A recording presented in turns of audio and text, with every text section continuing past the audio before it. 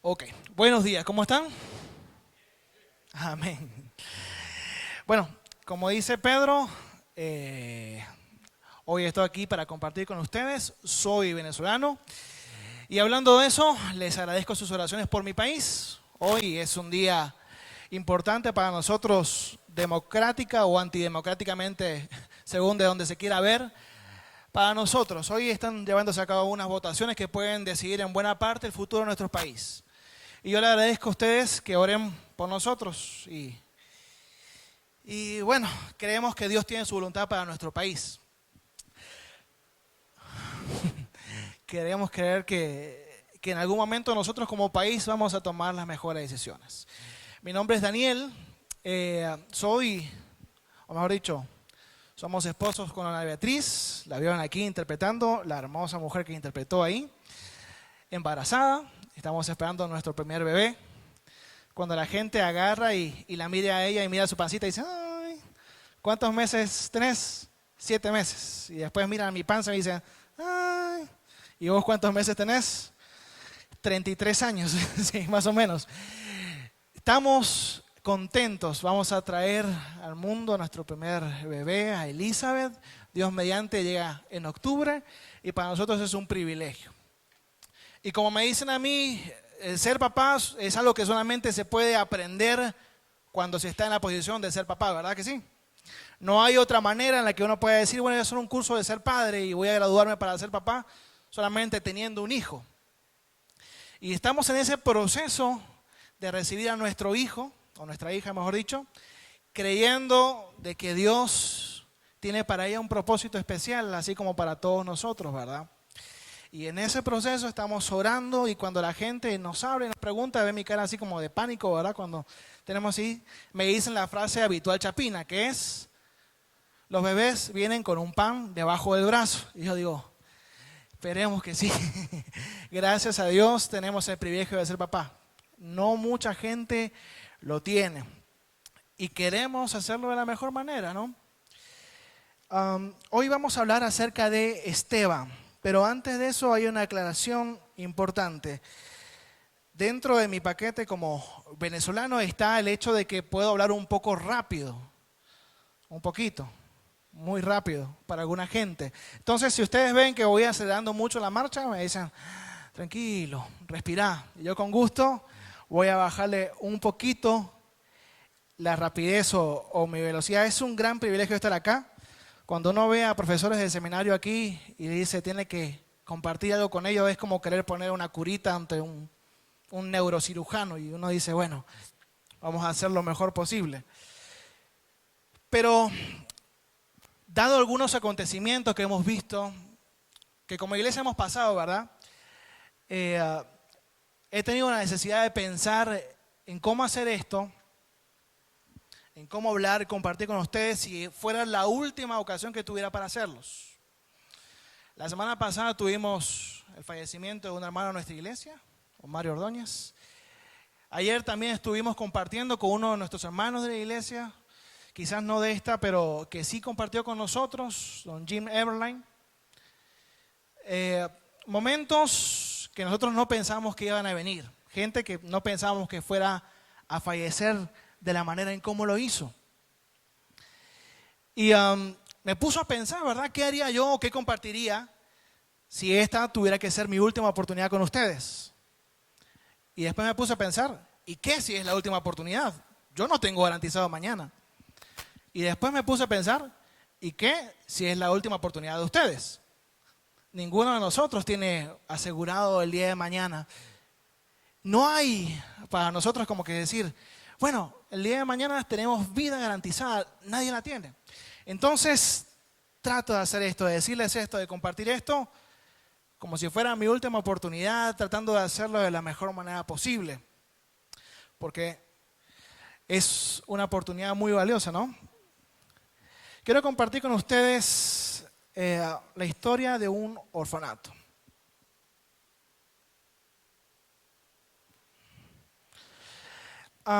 Este es un misionero que se llama John Bacter.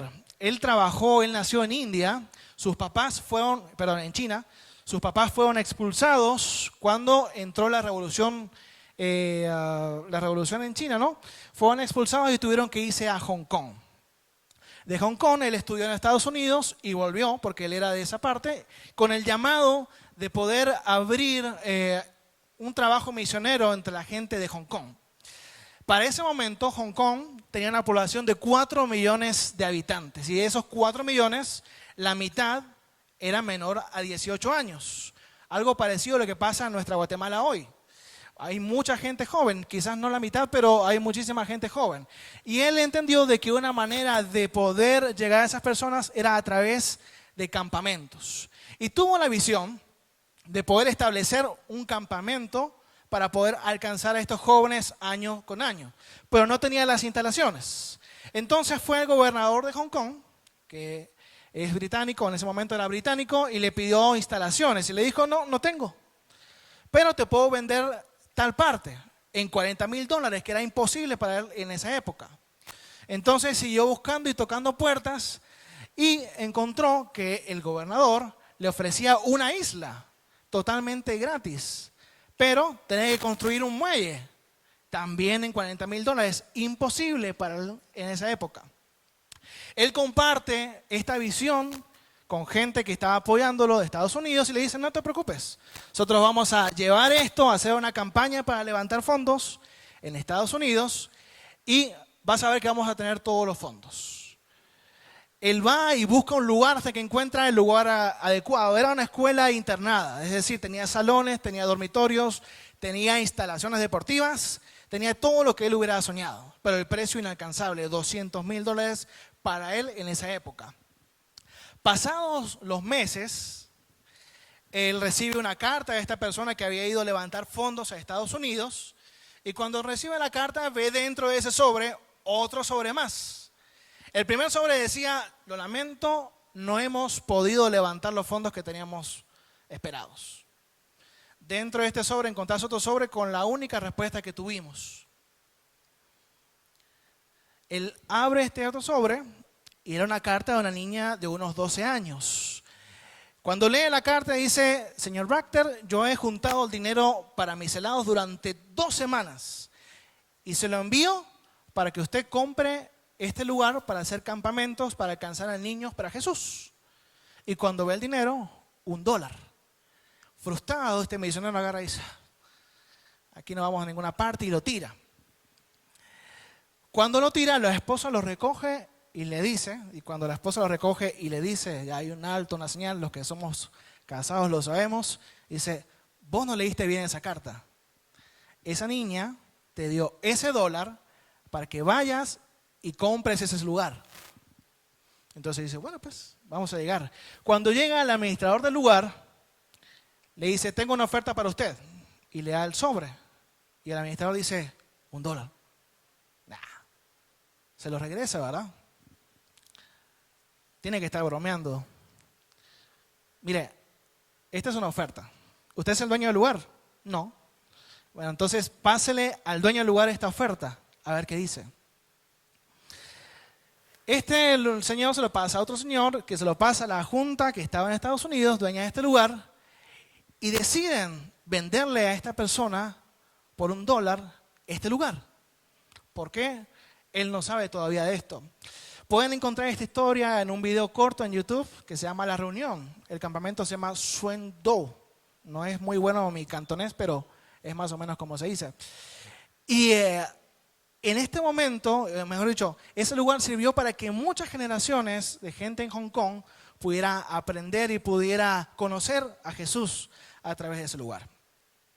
Esto para él fue un gran testimonio y año con año él decía cómo Dios podía usar las cosas más pequeñas aún para concretar metas grandes.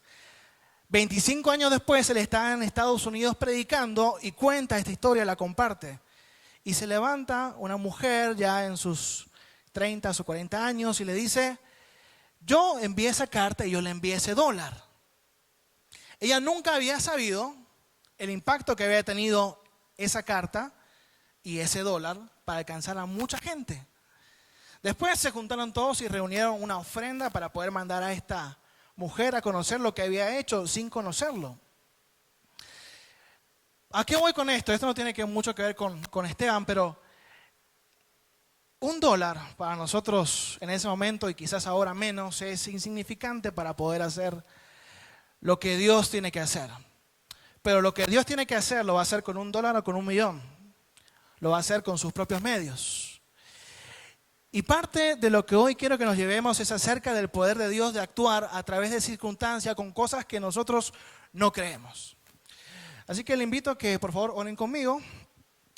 Señor, te damos gracias por este tiempo, gracias por tu amor y por tu misericordia, por tu gracia, por la oportunidad de estar aquí compartiendo de la palabra. Te pedimos, Señor, que nos bendigas, que abras nuestro corazón acerca de las cosas que quieres que nosotros hoy podamos aprender y entender. Gracias, Señor, te damos por tu amor, Señor. Gracias, Señor, te damos porque has sido bueno con nosotros cada día. Bueno, acompáñame por favor a Hechos 6.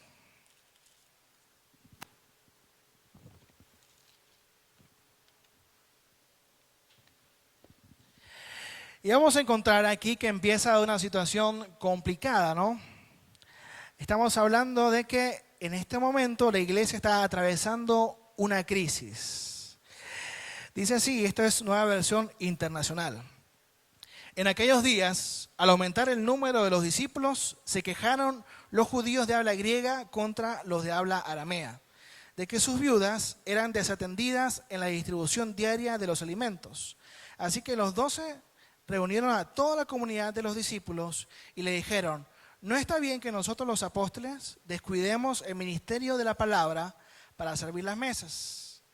Escojan de entre ustedes a 7 hombres de buena reputación, llenos del Espíritu y de sabiduría para encargar esta responsabilidad. Entonces tenemos el pasaje que da pie a la historia de Esteban, que es el centro de lo que vamos a compartir hoy. Inevitablemente cuando nosotros hablamos de Esteban asociamos una palabra, es mártir. Esteban fue el primer mártir de la iglesia. En muchas Biblias aparece como el subtítulo, ¿verdad? Esteban, el primer mártir de Esteban, el mártir o el martirio de Esteban. Pero todo esto viene de más atrás. Y yo quiero que hablamos un poquito, exploremos un poquito el contexto para ver qué nos lleva al clima de esta historia, ¿no? Acerca de Esteban.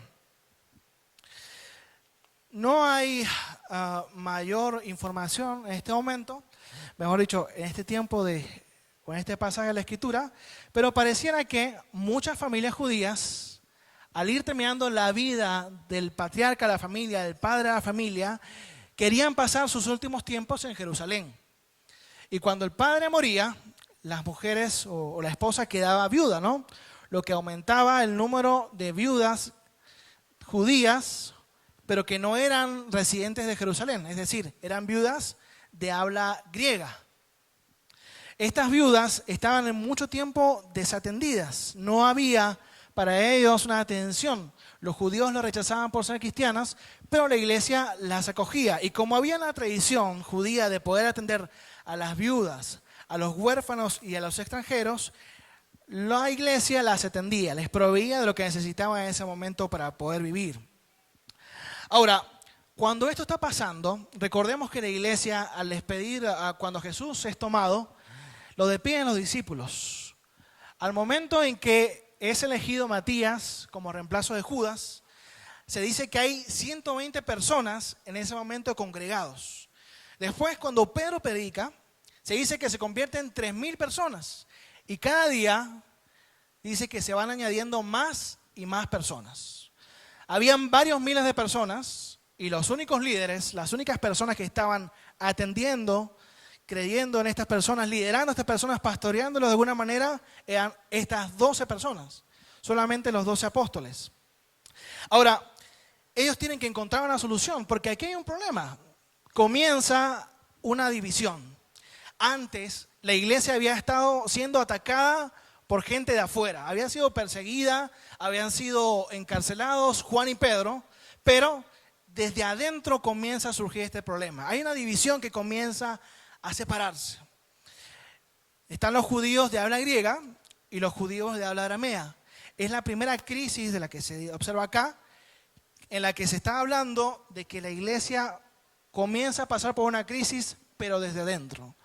Y si los apóstoles no resuelven esta crisis, no la toman y no la resuelven sabiamente, rápidamente, la crisis puede hacer sufrir mucho a la iglesia. Entonces ellos toman la decisión de poder hacer y enfrentar esta crisis de la mejor manera. Como dicen acá, piden en Hechos 6, del 1 al 7.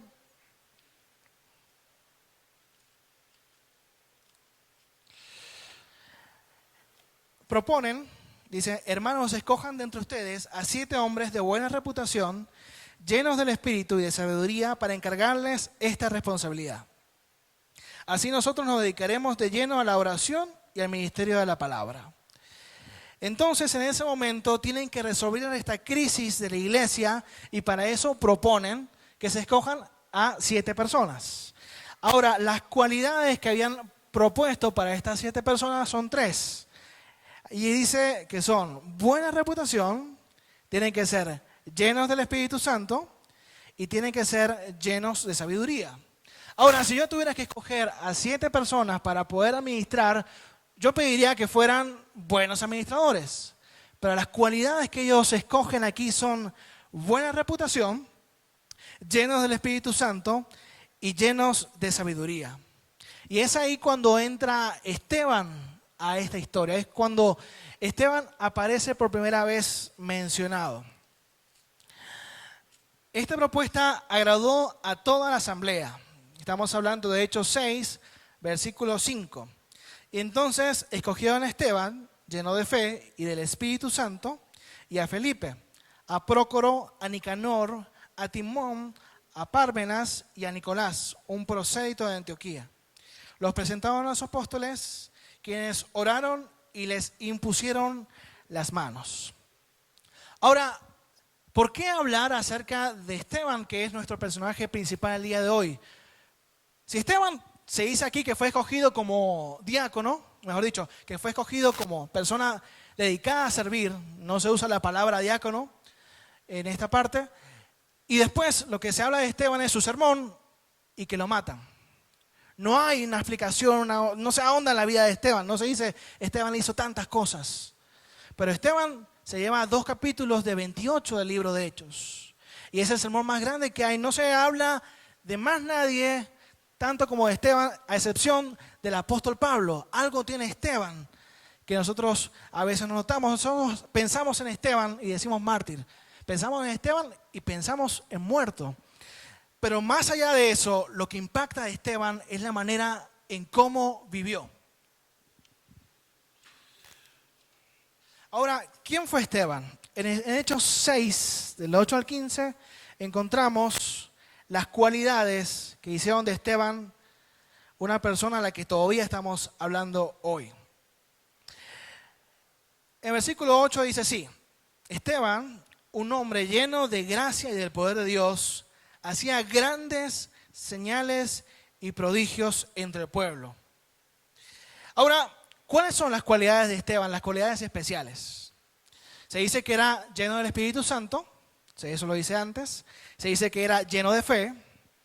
También se dice que tenía una buena reputación, por eso fue escogido. También se dice que era lleno de gracia y también se dice que era lleno de poder. Ahora, también se dice que sea señales, pero esto es consecuencia de que fuera lleno del Espíritu Santo, lleno de fe, de que tuviera gracia y que fuera lleno del poder de Dios. No se dice que fue escogido porque hiciera señales. Él no tenía un ministerio de milagros. Los milagros eran consecuencia de quien él era y no era la parte importante de su ministerio. Ahora no se dice si era rico, si era pobre, si era educado, si tenía o no posiciones. No se dice mucho más acerca de Esteban, de lo que hizo, sino de lo que fue. Lleno del Espíritu Santo, lleno de fe, lleno de gracia, de poder de Dios. Y esto era lo que perfilaba a Esteban como una persona digna para ocupar el cargo en el que estuvo. Ahora, algunos podrán decir de que la manera en cómo vivió Esteban fue la causa de su muerte. Si uno lee una primera vez, uno dice, bueno, Esteban prácticamente tuvo la culpa de lo que le pasó. Pero yo pienso de que Esteban murió por lo que estaba dispuesto a dar su vida. Él no era nuevo, él no era alguien que se estuviera metiendo a lo que no sabía. Jesucristo, de quien él hablaba, fue muerto por esa misma gente que lo iba a acusar a él. Pedro y Juan fueron encarcelados por la misma gente que estaba a punto de encarcelarlo a él y también de matarlo. Ahora, ¿por qué ponerse en posición de sufrir? ¿Por qué Esteban tendría que agarrar y arriesgarse a hacer algo que lo pusiera en posición de que lo mataran o de que lo encarcelaran? Él tenía un ministerio. Él fue elegido para servir mesas, para atender a viudas y también para atender a la gente que necesitaba en ese momento. A él se le encargó algo. Ahora, si yo tengo un ministerio y a mí me dicen cuidar a niños, si yo cuido a niños, estoy haciendo exactamente lo que se me dijo y estoy haciéndolo bien. Pero para Esteban, hacer este ministerio era la primera parte porque él tenía la obligación, la necesidad de ser testigo con su propia vida. Y estas palabras, las que él comparte con la gente que estaba a punto de darle muerte, eran parte de su misión. No solamente servir mesas, sino ser testigo acerca de las cosas que él tenía que decirle. Sigamos entonces un poquito más adelante.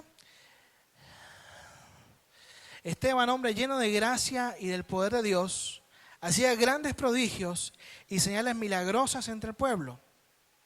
Con él se pusieron a discutir ciertos individuos de la sinagoga llamada de los libertos, donde había judíos de Cirene, de Alejandría, de Cilicia y de la provincia de Asia.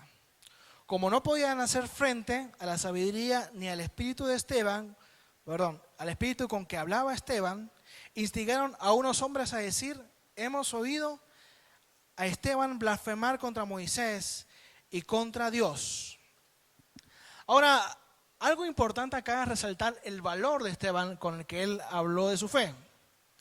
Es decir, todos nosotros podemos tener valor un momentito. Una vez nosotros íbamos caminando por el lugar donde vivimos, un pueblo en Venezuela, y mi hermano tenía una librería bien pequeña, ¿no? Era un sábado por la tarde y pasamos por enfrente de la librería de mi hermano y nos extrañó que estuviera la luz prendida. Mi papá se regresa y cuando asoma su cara, se abre la puerta de repente y sale alguien corriendo de la librería de mi hermano.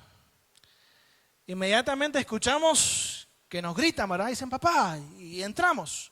Cuando entramos, mi hermano estaba atado por la parte de atrás de sus manos y vemos a alguien y nosotros dos nos abalanzamos contra esa persona y tratamos de agarrarlo de la mejor manera que podemos. Mi hermano se desata y entre los tres lo agarramos y lo tiramos. En eso se cae una pistola y después se cae un cuchillo. Y nosotros entre los tres agarramos, lo atamos lo mejor que pudimos y llamamos a la policía y vino. Lo que nosotros hicimos entre tres, un policía lo hizo entre uno, lo agarró, lo sujetó contra la pared. Mi hermano dice, tiene 200 bolívares, que en ese momento era plata, en su bolsillo. El policía agarra, tiene 200 bolívares, esto es evidencia, y se lo guarda. Eso también pasa en Venezuela. Y nosotros quedamos así pensando, bueno, está bien, pero por lo menos salvó algo del negocio. En ese momento nosotros decimos, qué bien, machitos los tres, podemos. Cuando va acercándose la tarde y la noche y pensamos y dice, ¿y si no se hubiera abierto la puerta? ¿Y si no se le hubiera caído la pistola? ¿Y si no se le hubiera caído el cuchillo? Y tantas cosas que pudieran haber pasado y que no pasaron, gracias a Dios. Pero ese valor que tuvimos en ese momento, cuando lo pensamos y realmente lo analizamos bien, era algo para haber dicho, mejor pensémoslo distinto si nos vuelve a pasar. Es que todos podemos ser valientes en un momentito, ¿verdad? Agarrar y decir, bueno, voy a hacer esta cosa, están golpeando a un anciano, voy contra él. Están golpeando a una señora, lo voy a separar en ese momento. Pero cuando estás en un avión, al lado de una persona y tenés 6 horas de viaje y decir, voy a compartirle de Jesús, voy a compartirle de Jesús. Voy a compartirle a Jesús, voy. Y cuando termina el viaje y regresaste y ya no le compartiste nada, ahí también hace falta valor, ¿verdad? Para poder hablar de eso. Y de eso también nos hace falta. Esteban tenía esa clase de valor. Esteban no estaba dudando con la gente que se estaba metiendo. Él sabía a quién le iba a predicar y sabía lo que le podían hacer, pero aún así, él les dijo, Jesús es el Señor. A esa gente, esa clase de valor hay que admirársela a Esteban. Ahora, esa clase de valor es la que tiene mucha gente que nosotros a veces no vemos, no pensamos, no tenemos en cuenta. Hablamos de mártires modernos y pensamos en las 5 personas que murieron en Ecuador. Murieron porque los indios o los que les iban a predicar los asesinaron porque no sabían y dieron sus vidas por el evangelio, y esos son para nosotros mártires. Yo les conté hace un tiempo la historia de un amigo misionero peruano en Zacapa que cuando iba en bicicleta a predicar lo alcanzaron 2 balas perdidas. Murió en el acto. Pudimos ver la historia el año pasado de un piloto de autobús que se negó a pagar las extorsiones. Y él les dejó una carta a sus extorsionadores diciéndole de que él no iba a pagar las extorsiones porque era fruto de su trabajo. Y en esa carta le dicen, lean la Biblia, tal y tal pasaje. Murió también. Ayer enterramos, bueno, no se puede decir enterramos, tuvimos el servicio fúnebre de un misionero llamado Jim Everline, del que les compartía. Y este misionero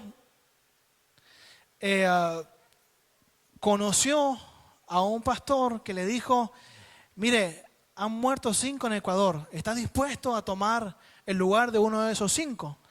Y él, de los 12 o 13 años que escuchó eso, sí, dijo, y aquí estuvo, haciendo ministerio en México, en Guatemala, en Honduras, en Uruguay, siendo testigo en todos esos países. Y para nosotros, pensamos en mártires y pensamos solamente en alguien que murió, pero no pensamos en alguien que vivió siendo testigo, en alguien que dio su vida para ser testigo. Y eso que no hablo de gente de nuestra iglesia que todos los días es testigo. Cuando estuvimos en el funeral de Mario Ordóñez, escuchamos acerca de gente que lo único que habló fue un hombre íntegro, fue un hombre recto, fue un buen jefe, fue un buen empleado, fue un testigo. Eso también, según el significado de la palabra original, eso es ser un mártir. Mantener la integridad y vivir constantemente en comunión es algo que para todos es un desafío diario. Quizás todos podemos ser valientes en un momento y podemos morir por otra persona, incluso por Dios. Pero más difícil que morir por Dios es vivir para Él cada día. Eso toma un valor constante y continuado que a veces a nosotros nos falta. Y Esteban tenía esa clase de valor. Tenía ese compromiso que le llevó a predicarle a la gente que él sabía que lo podía matar y que en última instancia lo mataron. Dice entonces de que se puso a discutir con estos judíos, a hablarles, a argumentar con ellos, y estos judíos no pudieron con su sabiduría ni con el espíritu. Y usaron la misma táctica que usaron con Jesús. Instigaron a unos hombres a decir, hemos oído a Esteban blasfemar contra Moisés y contra Dios. Es decir, consiguieron testigos falsos.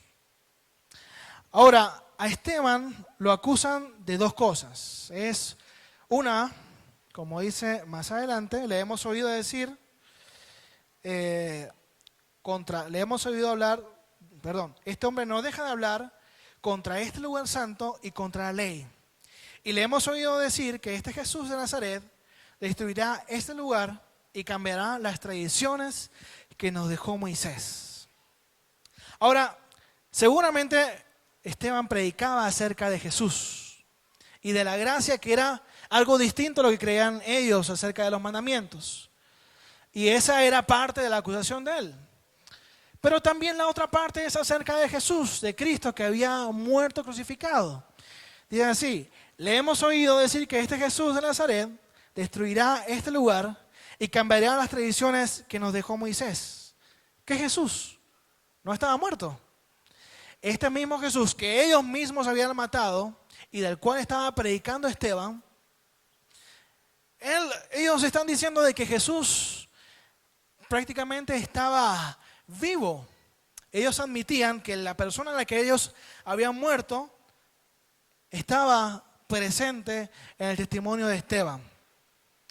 Ahora, estas enseñanzas de Esteban no eran nuevas para ellos. Juan y Pedro habían sido encarcelados y ellos habían expuesto directamente ante el Sanedrín todas estas cosas que creían. De hecho, Gamaliel les dice, dejen a esta gente tranquila. Si esto es de Dios, pues va a seguir y ustedes van a estar luchando contra Dios. Pero si no es de Dios, solitos se van a ir. Y esto mismo que les dice Esteban, se los habían dicho. ¿Por qué agarrar a este hombre y matarlo? Ahora dice que cuando están a punto de enjuiciar a Esteban, dice que agitan al pueblo, a los ancianos, hacen sus acusaciones y todos los que estaban sentados en el consejo, versículo 15, fijaron la mirada en Esteban y vieron que su rostro se parecía al de un ángel. ¿Cómo es el rostro de un ángel? No sé, pero hay en la Biblia situaciones parecidas. En Éxodo se habla de que Moisés tenía un resplandor en su rostro. También se habla en Mateo de Jesús y su rostro que es distinto después de la transfiguración. Y se habla también de un ángel mensajero en Daniel. Ahora, todas estas situaciones tienen en común algo que también tenía en común Esteban. Habían estado en presencia directa de Dios. Y esto es otra cosa que tenemos que añadir a lo que Esteban tiene para enseñarnos. Esteban había estado en la presencia de Dios. Ahora, en su respuesta, podemos ver algo curioso. Hechos 7, versículo 1. ¿Son ciertas estas acusaciones? Esto le pregunta el sumo sacerdote. Ahora, la respuesta de Esteban es un poco distinta a la que esperaría uno, ¿verdad? Le dijeron dos cosas concretas. Habla contra Moisés y habla contra el templo. Si a mí me preguntan, ¿son ciertas estas cosas? Yo puedo decir sí o no. Y él bien podría haber dicho sí o no. Sin embargo, Esteban comienza a contestar desde Abraham. Él dice, hermanos míos, el Dios de la gloria se apareció a nuestro padre Abraham cuando éste aún vivía en Mesopotamia. Y ahí empieza su respuesta, desde Abraham hasta Jesús. Su respuesta no va al grano, pero sí responde a las preguntas que le están haciendo. Él, mediante su respuesta, mediante la recapitulación de toda la historia de Israel, les dice que Dios ha actuado fuera del templo. Es decir, el templo no es lo único que tiene que usar Dios para poder actuar. Muchas veces nosotros encajamos a Dios dentro de maneras que Él ha usado y esperamos de que Él siga hablando, actuando en las mismas maneras que Él ha usado antes. Y cuando Dios no lo hace de la manera que nosotros queremos, entonces para nosotros Dios no lo ha hecho. Es básicamente lo que ellos piensan. Dios ha establecido el templo y tiene que actuar sí o sí a través del templo. Pero aquí les responde Esteban de que Dios ha usado el templo, ha usado el tabernáculo, ha usado toda la extensión de la tierra para poder decir. Y el templo, de hecho, dice, Dios no es nada para mí. O sea, todo esto lo he creado yo. No hay algún lugar donde me pueda contener. Esteban sigue diciendo de que Dios también trabaja a través de los gentiles y con los gentiles. De hecho, Abraham era un gentil.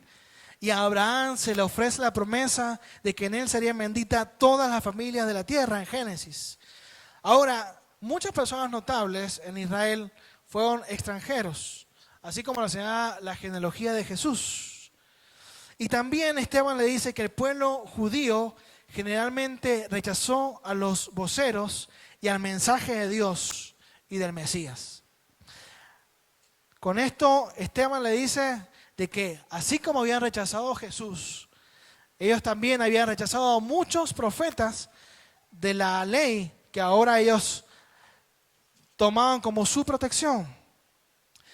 Hay muchísimos testimonios acerca de lo que ellos rechazaban. Por ejemplo, la profecía contra Roboam, que Roboam condenó a un profeta, Elías, Miqueas, Amós, Isaías, Jeremías, Ezequiel, Zacarías, del que probablemente habló mismo Jesús. Todas estas personas fueron rechazadas por los judíos. A todas estas personas que traían palabras acerca de Dios, los judíos la rechazaron y a Jesús también. Y Él les dice directamente ante ellos en su defensa de que ellos, así como habían rechazado a estas personas, rechazaron a Jesús y rechazan el testimonio que Esteban le estaba dando. Él les dice también de que ellos, como pueblo judío, se habían apartado acerca de lo que le dicen. Y ahora, si uno dudaba que Esteban tenía valor, aún a la gente que estaba a punto de matarla, le dicen en el versículo 51 de Hechos 7, tercos, duros de corazón y torpes de oídos, ustedes son iguales que sus antepasados. Siempre resisten al Espíritu Santo. ¿A cuál de los profetas no persiguieron sus antepasados? Ellos mataron a los que de antemano anunciaron la venida del justo. Y ahora a este lo han traicionado y asesinado ustedes, que recibieron la ley promulgada por medio de ángeles y no la han obedecido. Esteban realmente tenía mucho más valor que nosotros al hablar de las cosas que tenían que escuchar. Y esto a veces nos hace pensar acerca de cómo nosotros predicamos el evangelio. Nosotros predicamos un evangelio para que la gente quiera oírlo. Dios se quiere bendecir. Dios tiene un plan maravilloso para tu vida. Dios te ama. Pero nos falta predicar la otra parte, ¿verdad? Hemos pecado contra Dios, hemos ofendido a Dios. Y a menos de que nos arrepintamos, no hay otra manera de poder acceder a Dios. Ahora, llegando a Hechos 7:54, en sus boletines tienen el destino de Esteban. Y el destino no es la manera en como nosotros lo vemos, ¿no? Que el destino es algo fatal. El destino es el lugar a donde iba a ir Esteban. El lugar a donde tenía que llegar Esteban.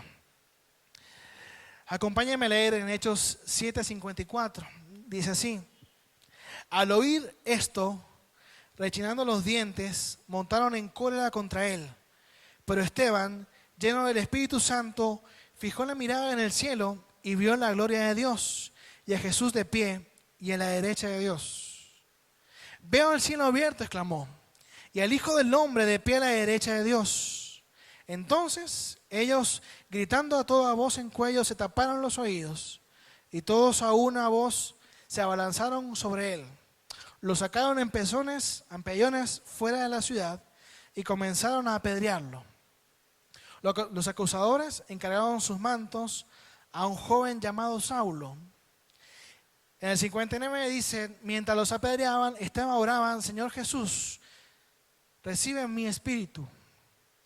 Luego cayó de rodillas y gritó: Señor, no les tomes en cuenta este pecado. Cuando hubo dicho esto, murió. Y Saulo estaba allí, aprobando la muerte de Esteban. Ahora en este pasaje condensa el destino de Esteban, el lugar a donde él estaba yendo. Hay un par de detalles que son curiosos. En Hechos 7:55 y 56 se dice: veo el cielo abierto y al Hijo del Hombre de pie a la derecha de Dios. Normalmente cuando se habla del Hijo del Hombre se dice que está sentado a la diestra del Hijo de Dios.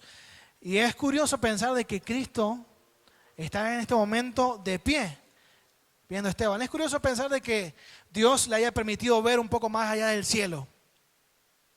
Pero esto de que Cristo esté parado, yo no puedo decir y asegurarlo, pero es como si estuviera esperando, anticipando de que Esteban estaba a punto de llegar con él. No se habla de esta imagen en muchas otras partes. Cristo está de pie ante lo que estaba viendo, que era el primer mártir a punto de morir por la fe.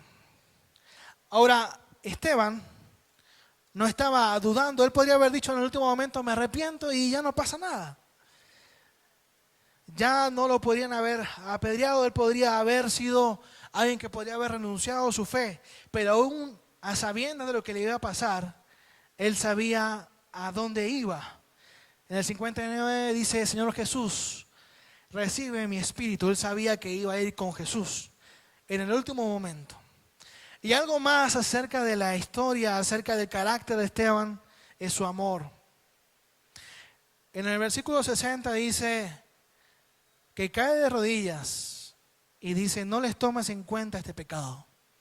Él, aún en lo último, sabiendo que estaba siendo muerto por gente que no era mejor que él, que no era digna, él los perdona. Y él pide por ellos ante Dios, él intercede ante Dios por ellos. Y todo esto ocurre frente a la vista de Saulo, Pablo, para nosotros. El mismo Saulo que quizás haya estado en el discurso de Esteban, ¿verdad? Cuando él se defendió ante la gente y él explicó toda la historia, él podría haber estado ahí. ¿Cómo habrá impulsado, cómo habrá afectado esto su corazón? Al ver morir a alguien que está dispuesto a dar su vida por lo que creyó. Esta misma persona que estaba dispuesto a perseguirlos hasta lo último de la tierra, tiene un encuentro con Jesús y es cambiado. Pero ¿cuánto de esto no podría haber afectado? Y a través de Esteban, quizás la vida de Pablo y la vida de muchos de nosotros ha sido tocada. ¿Cómo habrá servido la muerte de Esteban para que nosotros estemos acá? ¿Cómo habrá servido la muerte de 5 de Ecuador para que un misionero gringo que nosotros no podríamos haber conocido llegara a Guatemala y afectara la vida de mucha gente? No podemos decirlo, pero podemos tener fe en la soberanía de Dios y que lo que Dios ha hecho es perfecto, aun cuando no lo podamos entender. Se dice que en el siglo XVIII, unos misioneros en una región de Alemania, llamada Hermut, estaban saliendo de la persecución en su propia tierra, en Moravia, para establecerse en este lugar donde estarían protegidos.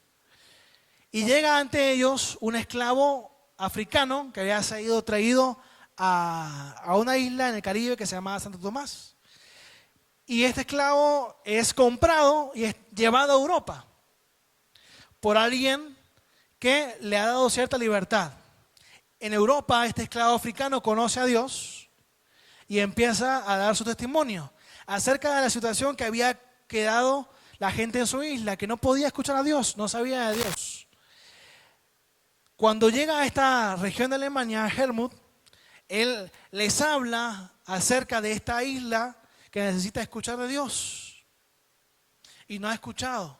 Les muestra en su espalda, en sus manos, las cicatrices de los látigos y del dolor que ha sufrido por ser esclavo. Y en esa misma noche, 2 jóvenes de ese lugar deciden que quieren ir a predicarle a esta gente. Ellos hablan con este mismo africano y el mismo esclavo le dice, ustedes no entienden nada, no saben a lo que se pueden exponer. En esa isla solo hay 2 clases de personas, los esclavos y los amos. ¿Ustedes tienen esclavos? No, ustedes no son amos. La única manera de que entren ustedes es siendo esclavos. Y ellos piensan en esto, lo oran, lo meditan y están luchando con eso y toman la decisión y vuelven a hablar con este señor y estamos dispuestos a vendernos a nosotros mismos como esclavos para poder llevarle el evangelio a esta gente. El tiempo pasa, la comunidad no está de acuerdo con ellos siguen orando, siguen luchando, ellos no conocen este lugar, nunca han salido fuera de su propio lugar, no saben que está al otro lado del Atlántico y cuando llega el momento toman una decisión la iglesia en conjunto y dicen, bueno, no estamos completamente de acuerdo, pero ya que es su deseo vamos a apoyarlo para que ustedes puedan llevar el evangelio a esa gente que no conoce nada. Nada, de nada, de nada. Y ellos tampoco conocían nada de esta gente. El único africano que habían visto era esta persona. Pero poco a poco van preparándose con su idioma, con su lenguaje, con sus costumbres. Y ellos deciden irse. Ellos son los primeros 2 de muchos otros. Y de esos primeros 2 y la gente que le continuó, solamente sobrevivieron 9 personas de 30 que llegaron en los primeros 2 años. Cuando ellos se van con la expectativa de no regresar más. Ellos dejan todo para ir a predicar a la gente que no conocen y que no conocen nada de Dios.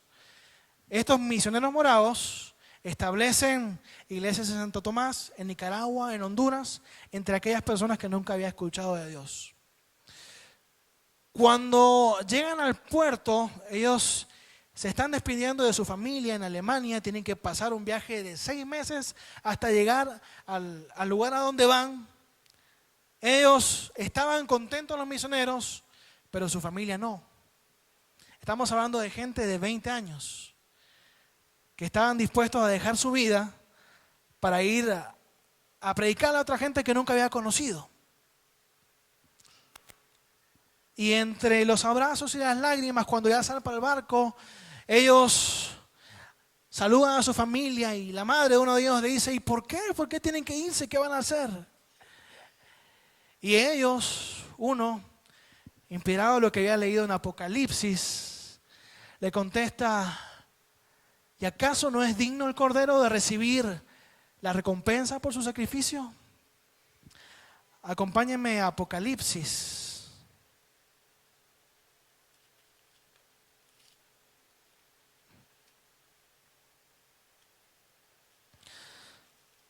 Apocalipsis 5.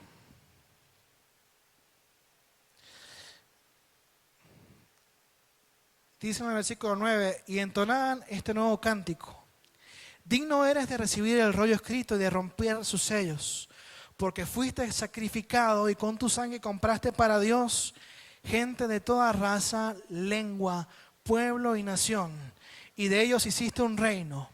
Los hiciste sacerdotes al servicio de nuestro Dios, y reinarán sobre la tierra.